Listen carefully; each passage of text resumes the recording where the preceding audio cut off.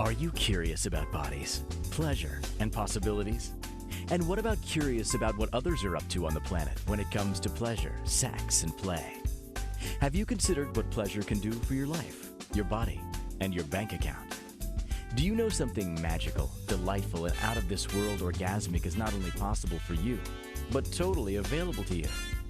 If you're ready to be the magical, sexual, sexy beast you know you can be, and you just need the tools to get there, you're in the right place.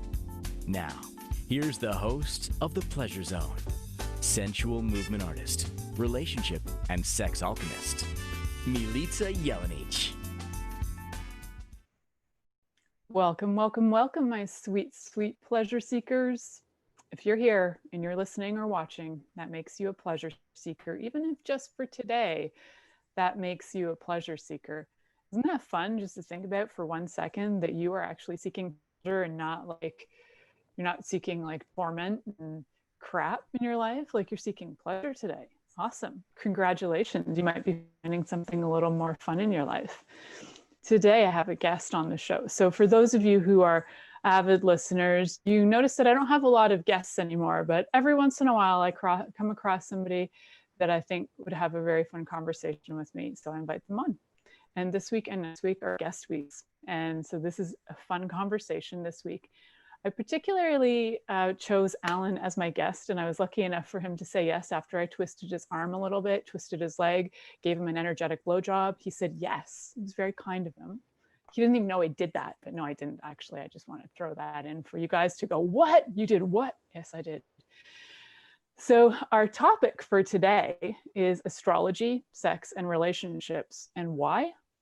I know I haven't personally, I've had another guest on here talking before about astrology, Tara Green. That was a number of years ago, but it's been a long time since I've had astrology on the show. And today happens to be a day that's got a great buzz around it, the Great Conjunction. There's all this buzz going on. What is it? What's happening? How's it going to affect us? It's got to be big because it's called the Great Conjunction. And it reminds me of this movie by The Dark Crystal by Jim Henson. The Great Conjunction happened and these like two forces came together. And if you've never seen The Dark Crystal, go watch it. It's one of my favorites. Plus I love puppets. So there you go.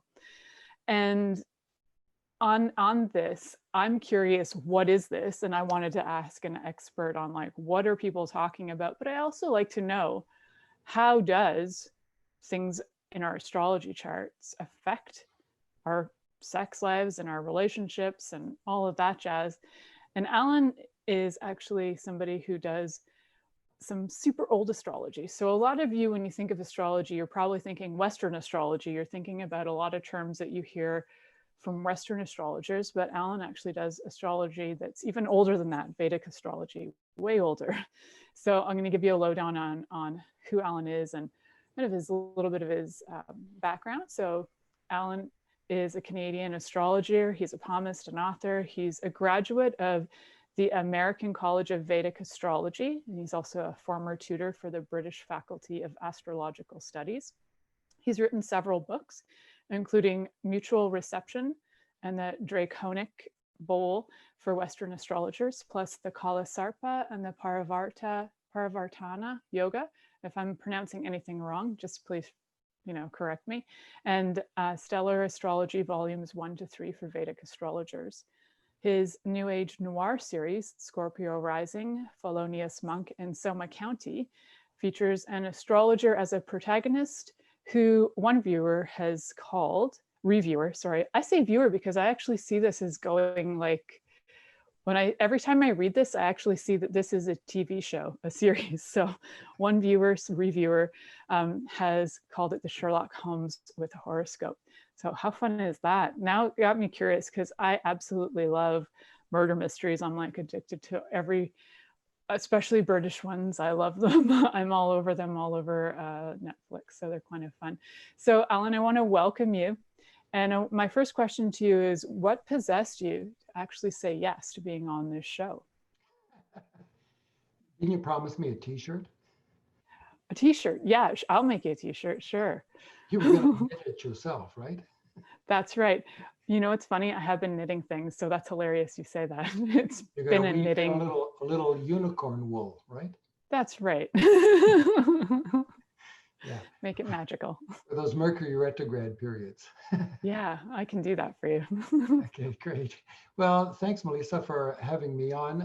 It's been so many years since I saw you at the Omega Bookstore Yeah. in downtown Toronto. Back in the heyday, do you remember those days when they actually used to have New Age Books. bookstores? You could go in there, you could look around at astrology books and tarot books and Yeah. buy some crystals and maybe get a reading from somebody like you or me or whoever. Gosh, the glory days. I could go back even further to the 80s in Montreal when I first got into Vedic astrology. And after getting my diploma from the British Faculty of Astrological Studies and moving to Montreal for the first time.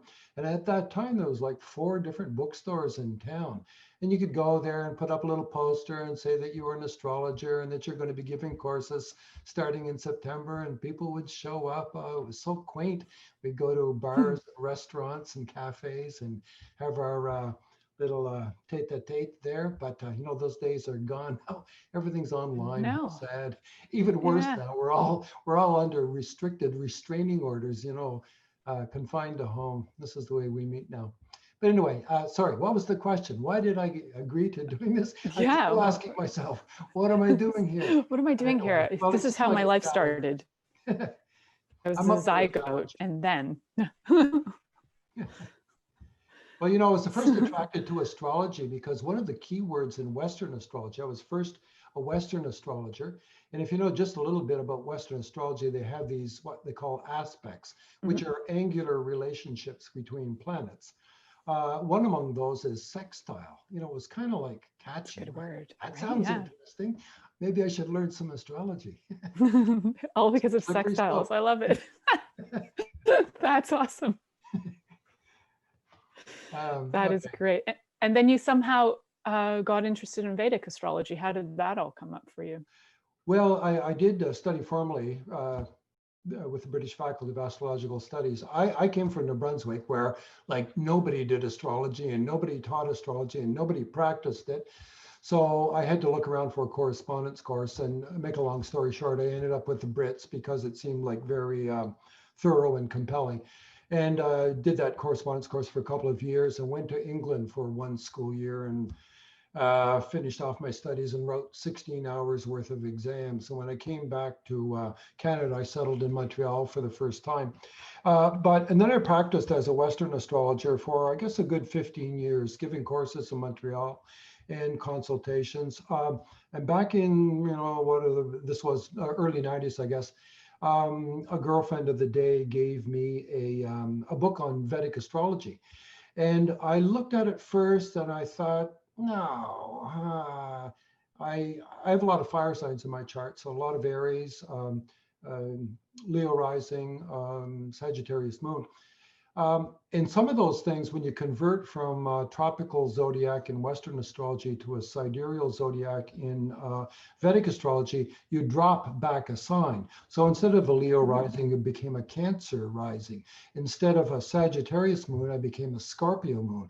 So my first reaction was, I don't think I'm going to like I don't this. want that. Yeah, that's not me. Okay, but I persevered and read the book, and I thought, yeah, okay, maybe this does make sense. I'm going to give it a chance. So I ran around town, this was in Montreal at the time, and bought up all 4 Vedic astrology books that I could find among all these bookstores.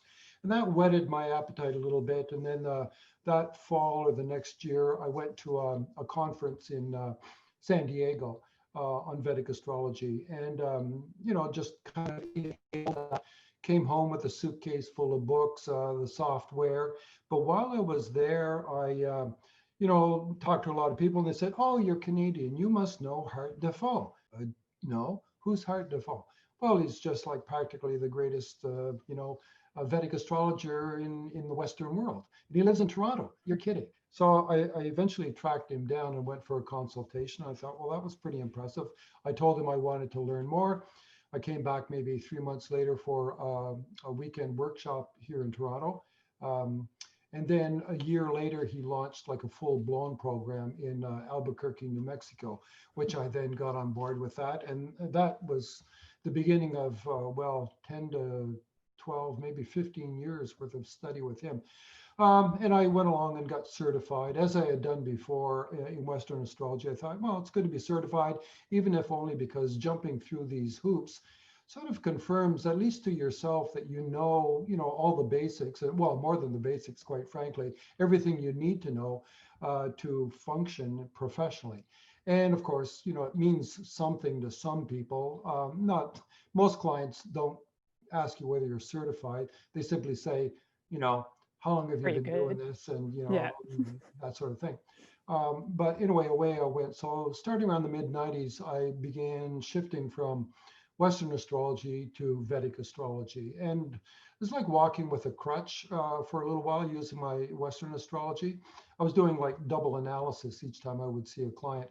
But eventually I kind of dropped that crutch of Western astrology and I just totally embraced Vedic astrology and got deeper into studies and the practice. And now, like, I'm scarcely aware of what's going on in Vedic in Western astrology anymore because I simply don't use it anymore.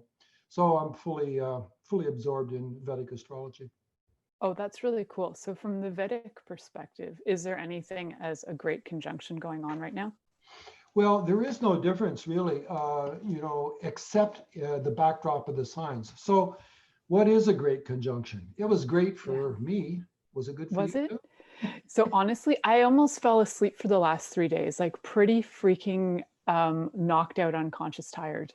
And I was like, what on earth? And then around 6:30, I started feeling more alive. Oh, well, So that's too much I don't know. melatonin. Okay. Back off. That's what it is. It's yeah, try coffee. Okay, I'll try some coffee. As far as the great conjunction goes, that's simply from Earth's point of view, as we rotate around the sun, all the other planets are rotating around the sun in their orbital period too. And from our point of view on Earth, we can look at the sun or we can look at some planet out there, and we basically project our line of sight out into the constellations. And in Vedic astrology, this is easier to explain because we project our line of sight out into the constellations and we see a backdrop of stars, which astronomers or Vedic astrologers can identify and say, you see that pattern there? That's Aries. See the pattern next to that? That's Taurus. So in Vedic astrology, the zodiac is locked to the fixed stars, and that is unchanging over time. Western astrologers use something different that says basically on the first day of spring, when the sun appears to be crossing into the northern hemisphere and we get longer days, that is the day technically when the sun goes into Aries. But that's a kind of a paradigm that's established. Actually, on that day, if we look at that sun, when the Western astrologers say on March 21st that it's the first day of Aries, if an astronomer or a Vedic astrologer would look at that sun, project his line of sight out into the constellations, he would say, hey, that's not in Aries, that's around early Pisces, let's say 6 degrees of Pisces. So the two zodiacs are off by 24 degrees. But that's just a frame of reference. In the sky, you still see a full moon on the same day. You still see an eclipse on the same day. You still see the two great planets, Jupiter and Saturn, slowly come together and then be exactly together as they were today at 1 o'clock in the afternoon. They are exactly together. And Western astrologers and Vedic astrologers see that very same thing.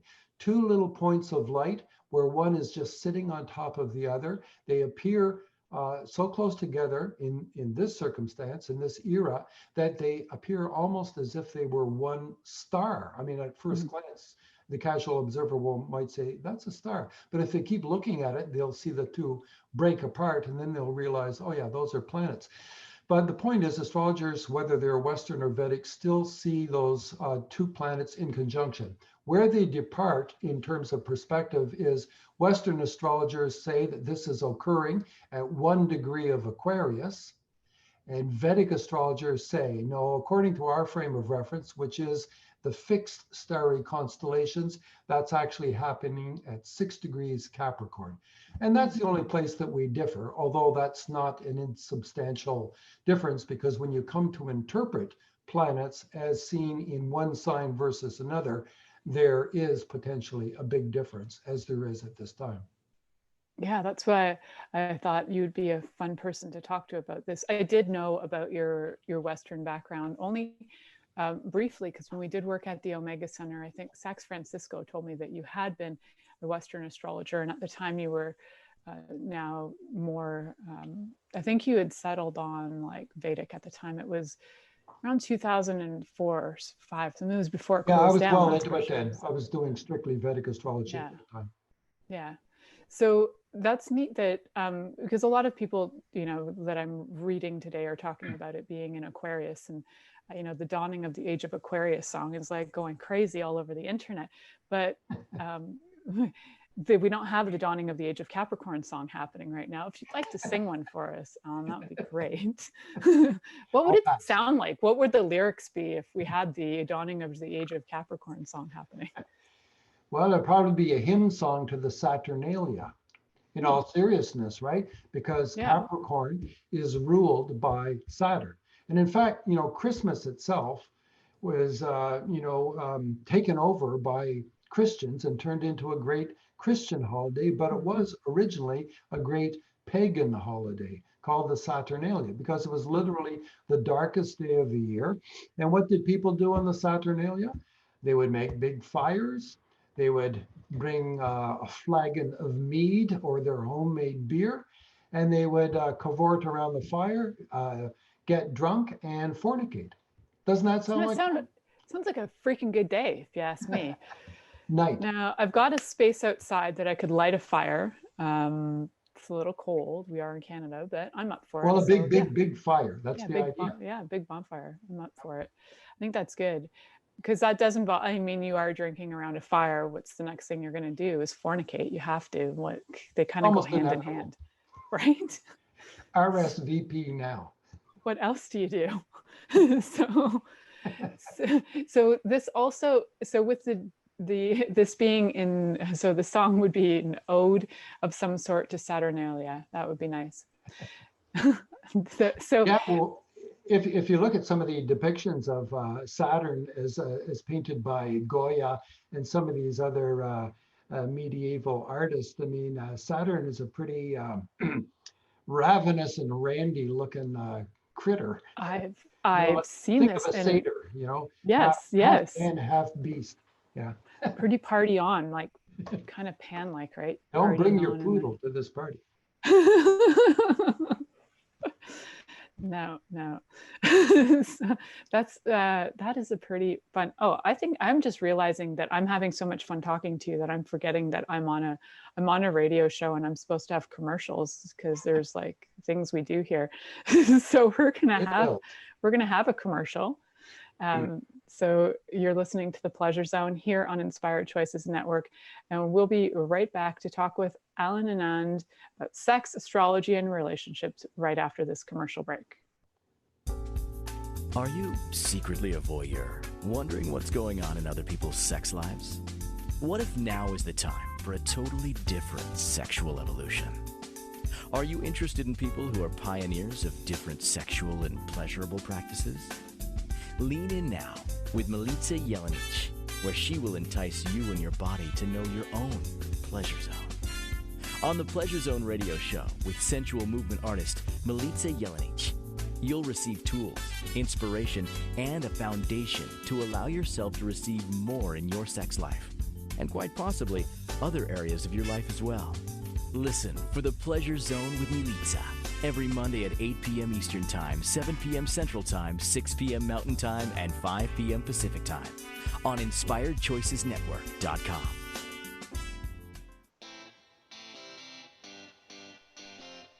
Are you a subject matter expert?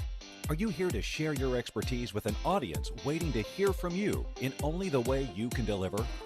Are you ready to have your voice amplified across the airwaves? Inspired Choices Network has a global radio platform streaming to millions of people across the world. Professionally produced and supported by an accomplished team every step of the way, you can broadcast from anywhere in the world, knowing your voice matters, and we ensure it is delivered with ease and efficiency.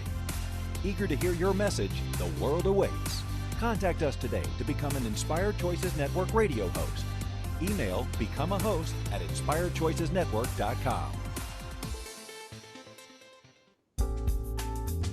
This is The Pleasure Zone with sensual movement artist Milica Jelenic. To participate in the program today, join our live studio audience in our chat room at inspiredchoicesnetwork.com. You can also make the choice to ask or comment by email, info@milicajelenic.com. Now, back to the program. Welcome back to the Pleasure Zone, my sweet, sweet pleasure seekers. And tonight I am so grateful to have a friend, colleague that I haven't seen in years in person. So this is kind of fun getting to see people live on video. Annand, he's speaking about astrology, sex, and relationships. First, I was like, Alan, will you come on my show and talk about the Great Conjunction? He was like, oy vey, this is a lot. And I'm like, he didn't say oy vey, but I'm saying that. And I felt it. I felt energetically in oy vey. So I was like, I understand. It's a huge topic, and a lot of people are doing a lot of predictions. So I was like, well, let's break it down to something that's maybe more fun for us to talk about, and briefly tap into what everybody's, got the big buzz words on the Great Conjunction going on.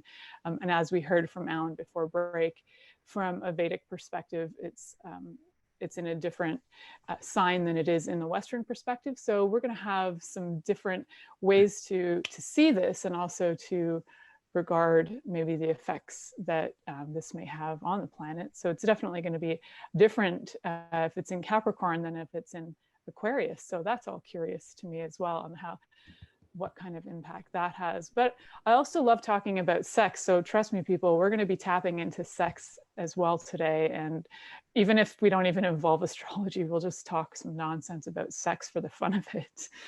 So thanks for being on, Alan, and being humored by this show temporarily.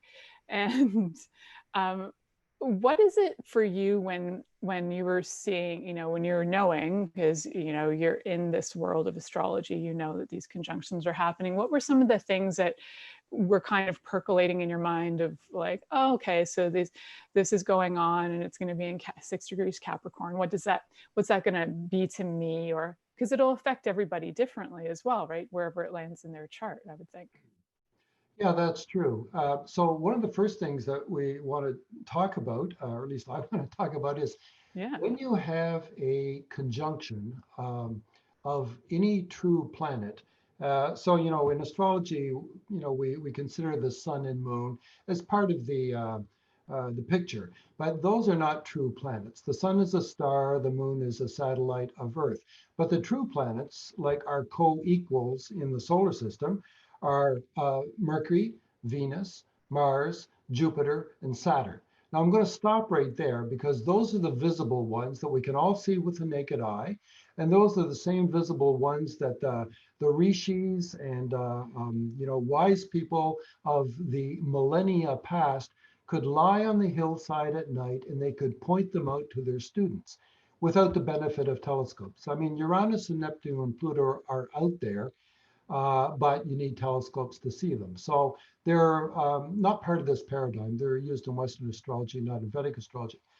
So in Vedic astrology, we regard a conjunction of 2 true planets, so Mercury, Venus, Mars, Jupiter, or Saturn, as constituting, when they are only 1 degree apart from each other, it constitutes what is called a planetary war.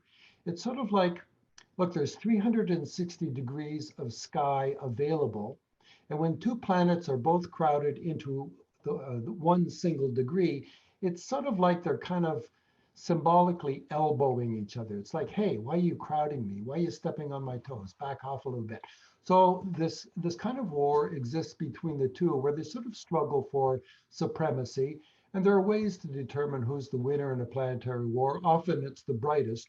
And when it comes to Jupiter, it's almost no contest, because it's almost always brighter than any other star. Although another measure of the war, the winner of the war, is the planet that is more elevated in the sky, has greater declination, meaning, it appears higher off the horizon, seems to stand above the other. So currently Saturn is that higher planet, although Jupiter is the brighter. So you could get into a bit of a debate as to who is winning this particular war.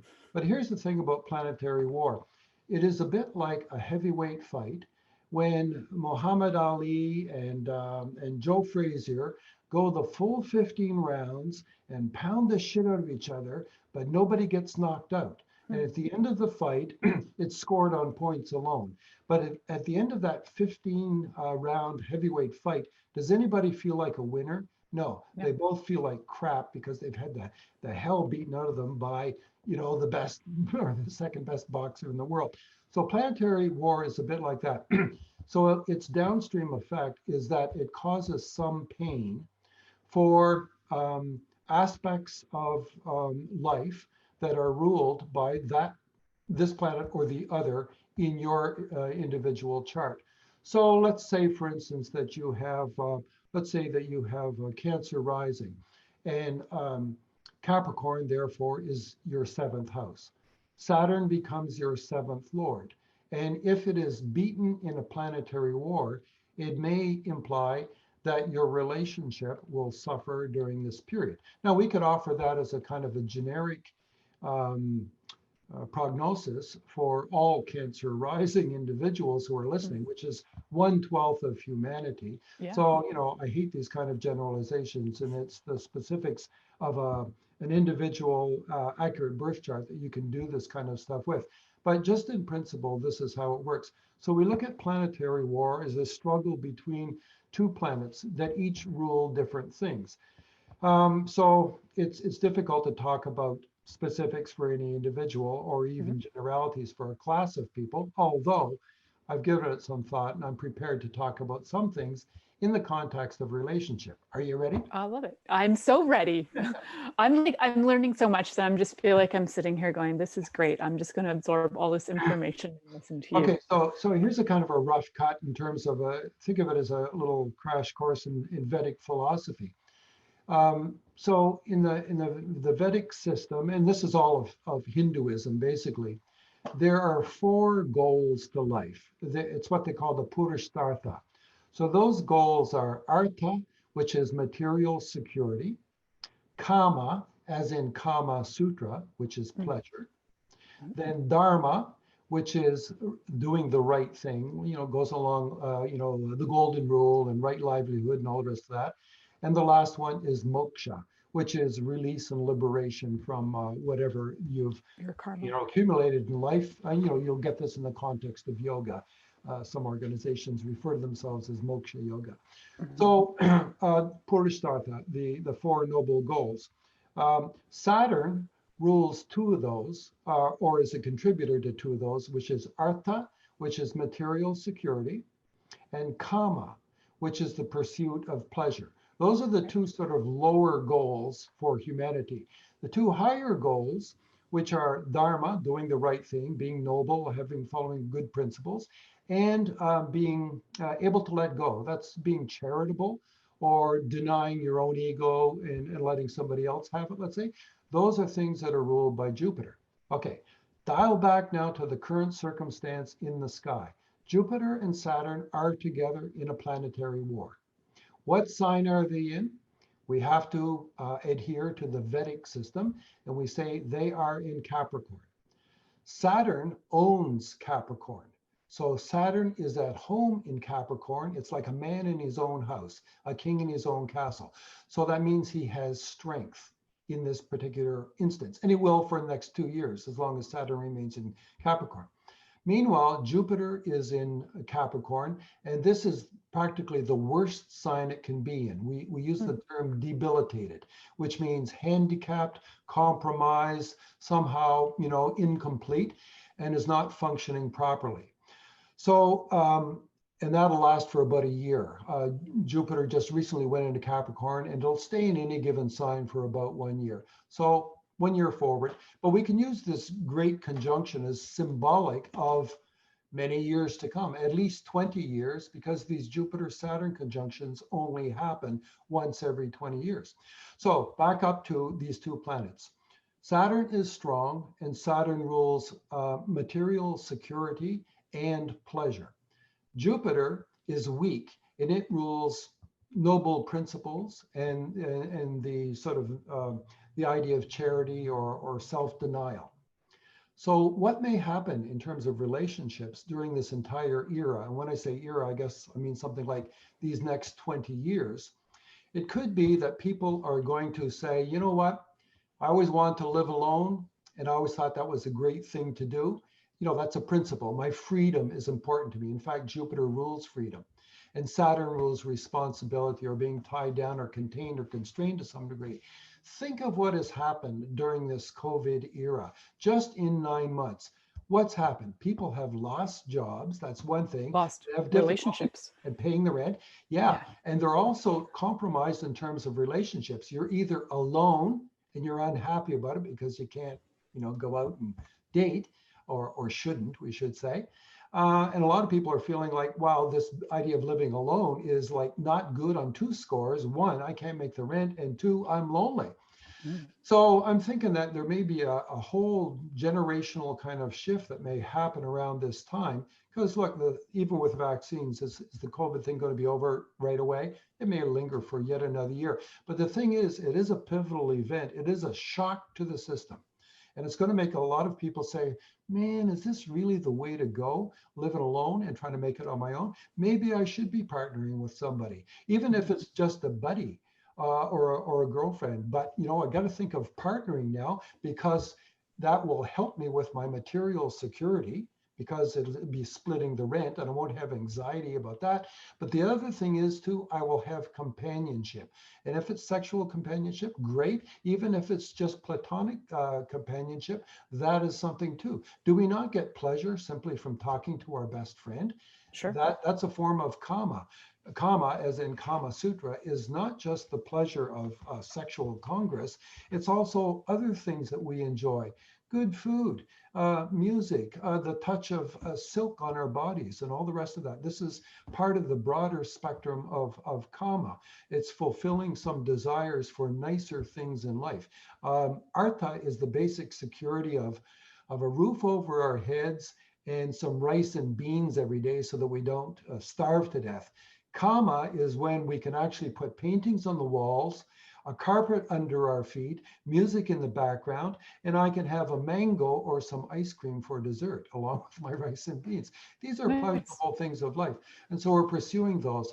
So the whole thing with Saturn's supremacy in this, it may make people eminently practical in a way that they have not done in a long while, in terms of thinking about their security and also about a certain degree of responsibility, not only to themselves, but actually to other people. We can help mankind by kind of working together instead, but we do it for very practical and selfish reasons, ironically. The pragmatist comes forward and the idealist has to take a back seat, because this is no time when the world is on fire.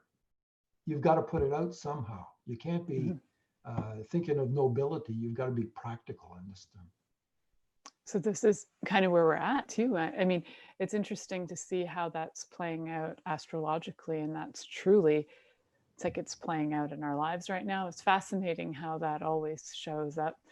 For people who are, you know, they kind of poo-poo astrology, it's like, well, when you actually hear it from the science of it, it's very fascinating how that, how we can see it showing up in our lives right now. And I'm excited for that to be more, for us to have more pleasure, to be more practical about it too. Like practical pleasure is very fun to me. To me, that's like life. Like it's practical to have pleasure. So I'm probably living in those lower two lower two ways of like ruling my life. And you know, Most people are.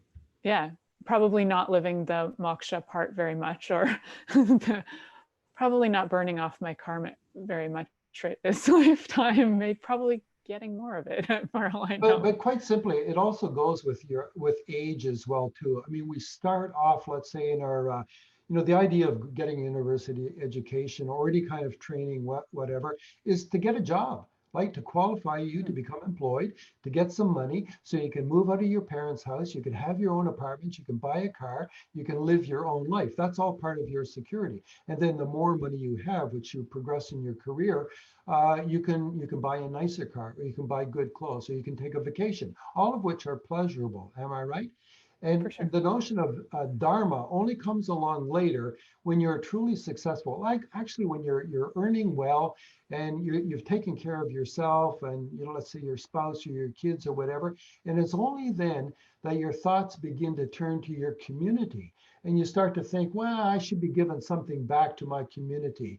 And whether that's in a church group or whether that's a local community or whether that's you're going to donate money through charitable organizations or some sort, you start to want to do the right thing. And moksha is, something for people more around their retirement years or, in their maturity, when they say, you know what, been there, done that, succeeded, happy with my life. And now I can start giving money away. I can start being more generous with donations to charitable organizations. I can, gift things to all kinds of people. And you know what, really, it doesn't matter to me anymore. And that's often when people get more spiritual too, in their elderly years or their more mature years, because they say, is this all there is lying on the beach at Club Med? Isn't there something more to life? And you start asking yourself that question, you realize, yes, there is more to life. And what could it be? I could be living,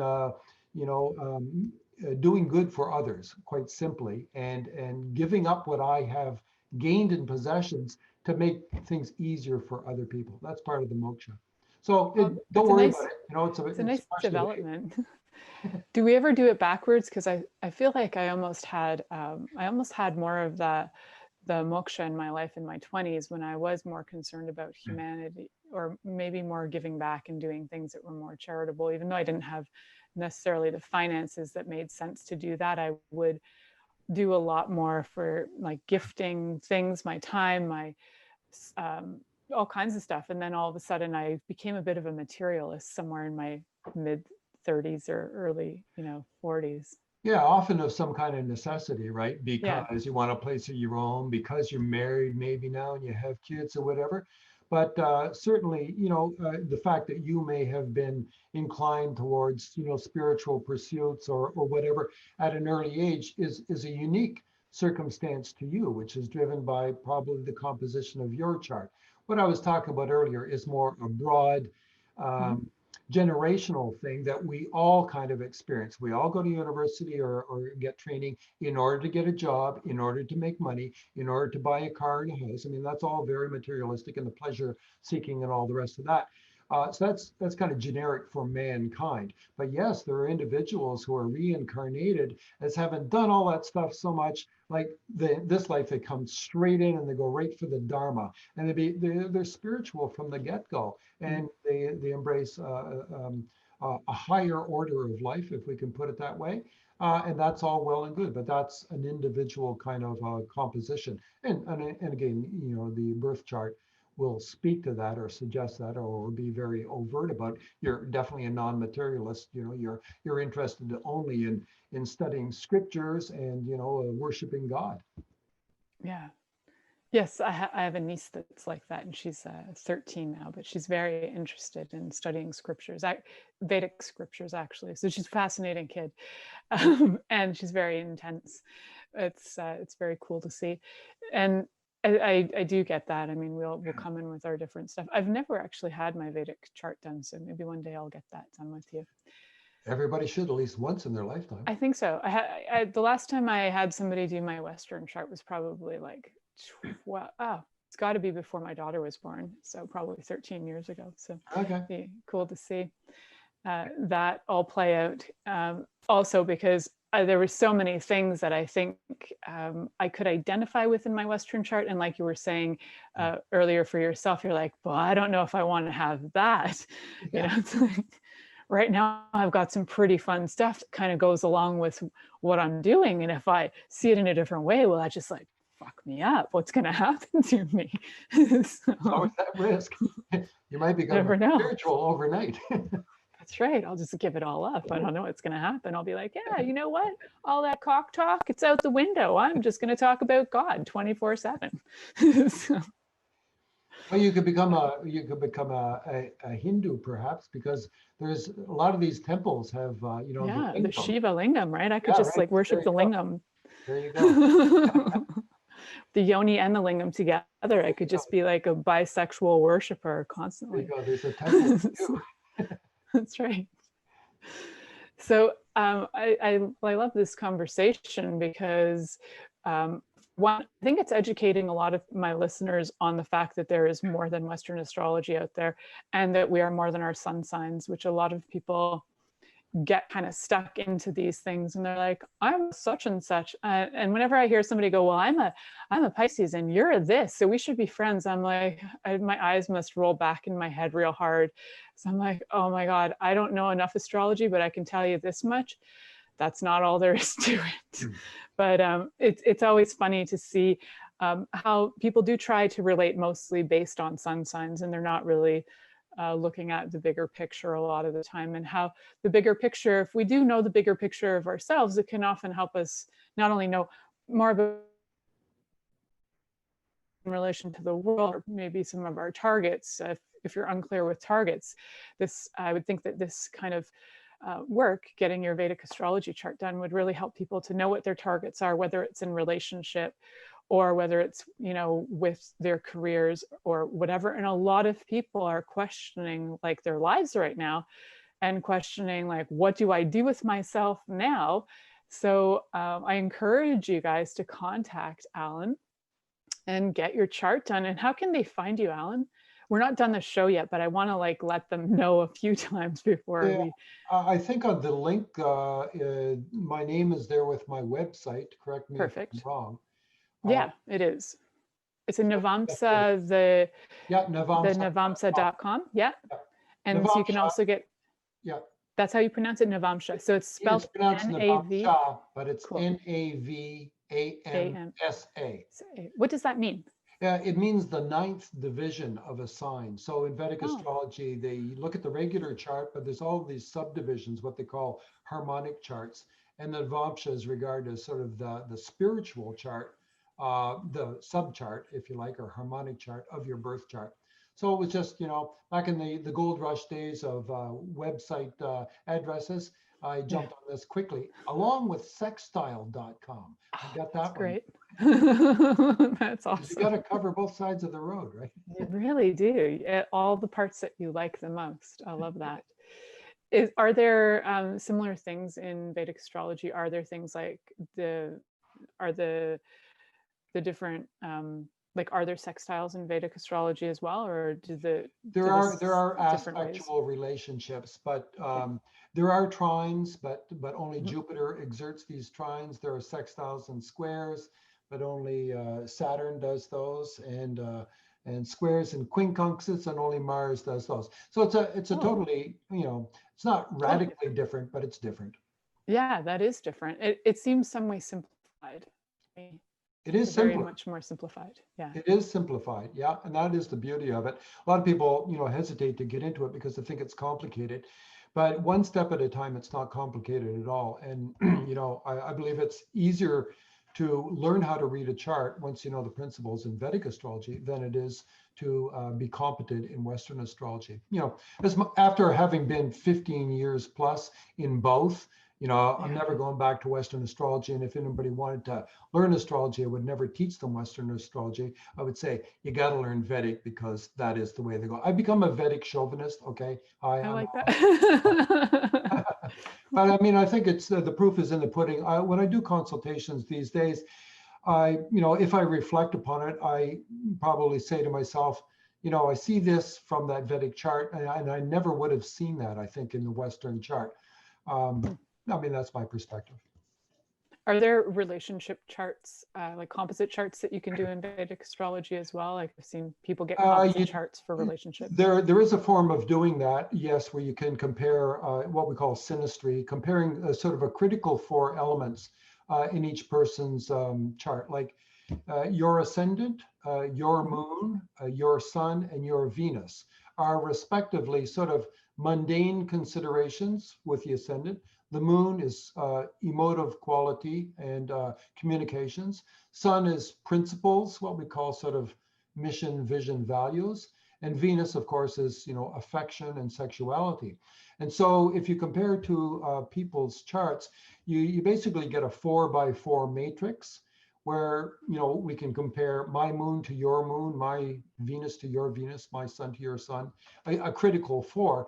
And you can take a snapshot very quickly of how we would get along and where we would get along. And if we didn't get along, where would be the sticking points that would need resolution? And maybe they're not resolvable at all. And sometimes I will tell people in consultation that, this could be a deal breaker for you in your particular relationship, that, this is important to you, but it's not clicking or it's not happening with that person. And, that's difficult to remediate.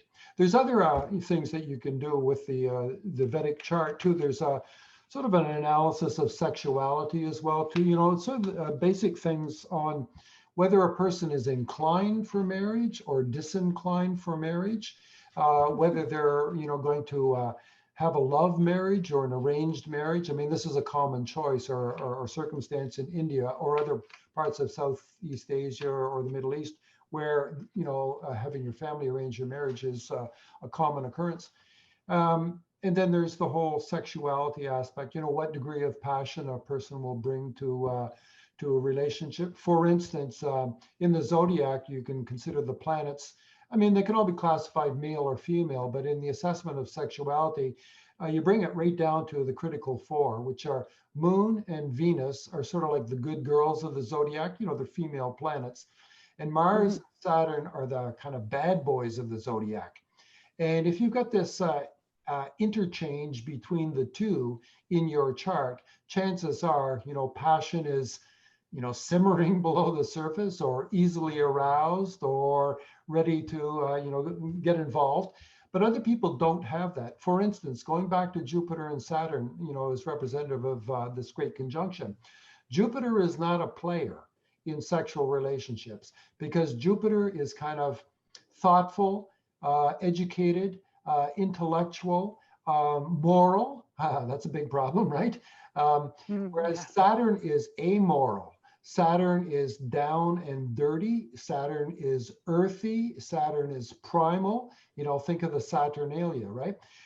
So those two are very different. And that's why this may usher in a more sexual era for pragmatic reasons, and the sort of nobility of moral right and wrong might sort of go by the boards, and people are more going to say, let me have my pleasure while I can. Let me do the practical thing. I mean, look, when the earth is in crisis, what happens?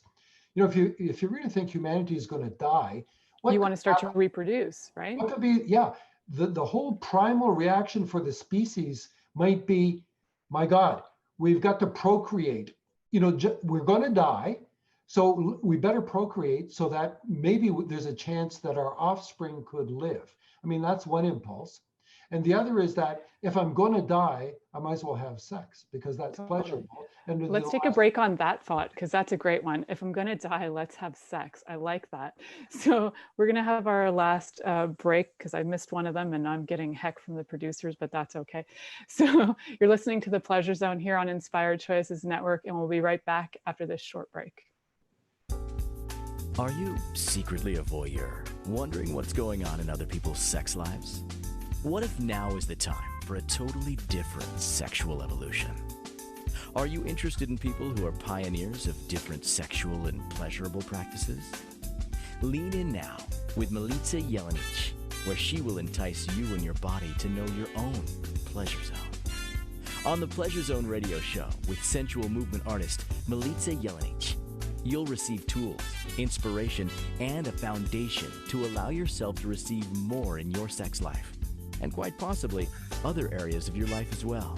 Listen for The Pleasure Zone with Milica every Monday at 8 p.m. Eastern Time, 7 p.m. Central Time, 6 p.m. Mountain Time, and 5 p.m. Pacific Time on InspiredChoicesNetwork.com. This is The Pleasure Zone with sensual movement artist Milica Jelenic. To participate in the program today, Join our live studio audience in our chat room at inspiredchoicesnetwork.com. You can also make the choice to ask or comment by email, info@milicajelenic.com. Now, back to the program. Welcome back. Where were we? Well, if I'm going to die, let's have sex anyway. That's where we ended. What a great. I think that's great. That's just like, what a summation. Yeah, I should have saved that to the end. No, I like it. We're actually almost at the end. We've got about 5 minutes until we're going to get cut off by the producer. So if we do get cut off, that's just because that's how they have to play the game. So, so I love that. Let's talk about like how those kind of primal urges are kind of on the rise, and you know, for what I'm curious about, because it sounds like hedonism 101 is going to be like, if I was going to teach a class in the next 6 months, maybe hedonism 101 might be the way to go, or something to like really invite people into their hedonistic way of being. And there just seems to be like that invitation into pleasure and like overindulgence and play and fun and like dancing around like Pan in the forest seems kind of like where maybe if we aren't familiar with those things, those are things that we can be facilitated into knowing more about. If it's something that's like uncomfortable, or something we never even tried that before, maybe you've never been hedonistic and this is like a time to invite those energies in and you don't know how, you can always ask me. I'm very good at facilitating that. You can find out from Alan if this will actually work for you to become hedonistic for the next little while. Maybe it's just never going to be your thing. Maybe you have anhedonia and you're never going to have pleasure, and that's okay too. That's just, you know, who you be. So if for example, for you, Alan, what are some things that if you're thinking about right now, like, you know, all this karma energy is coming up, Saturn is ruling right now, it's got this big energy showing up. What are some things that you're looking forward to in the next little while in your life that you can sense as an energy that's rising for you? Oh, golly. Well, you know, as an astrologer, I am very fortunate to be, you know, in a very sexy profession, because I already do it on a daily basis with heavenly bodies. I don't know if there's much more for me to aspire to. True that. Well, seriously, I'm not going to, you know, project my own future, but, you know, in terms of humanity, you know, I'm back on this notion of this is a bit of an apocalyptic event, even though it may not be the apocalypse. It is a shock to the human system. And I think everybody, you know, is confronted with their own mortality at a time like this. And you only need to imagine one of these sort of sci-fi movies where, oh my God, the astronomers have discovered a comet, you know, heading straight for Earth. And there's no doubt about it, it's going to smack us and it's going to mean the end of humanity. I mean, what would happen during such an era? I mean, I think you could quickly see the collapse of law and order and social order. And it would be a little bit of, you know, every man for himself kind of thing. I mean, I don't like to envision that, and I'm certainly not predicting that, because this is sort of like a controlled burn, if you like, right? It's a forest fire, but, well, we have some control over it because, you know, human beings have some rationale to them to control their behaviors, and science is kind of on our side with a vaccine, and yet it is scary as hell for so many people. And, you know, there's a point at which it's just so scary that it would paralyze people. And yet when this is over, and let's say a vaccine is more prevalent, a lot of people may be looking to reassess their lives and sort of make new decisions about, is this what my life is going to look like? And maybe I've been living by principles that are outdated or never were valid in the first place. And now maybe if I'm to have gained a little enjoyment in my life, maybe I need to, you know, seize upon something else that gives me security or pleasure, which are, you know, back to the Purushartha 101, they are the primal needs, which in crisis is what we go to. You know, the higher order of things kind of falls away. And so there may be more of that.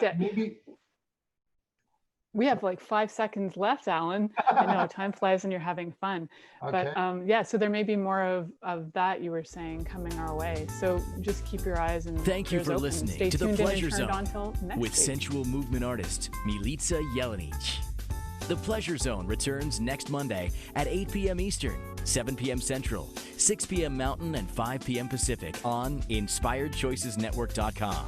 We hope you'll join us. Until then, have the best week of your life by choosing to be turned on and tuned in to your body.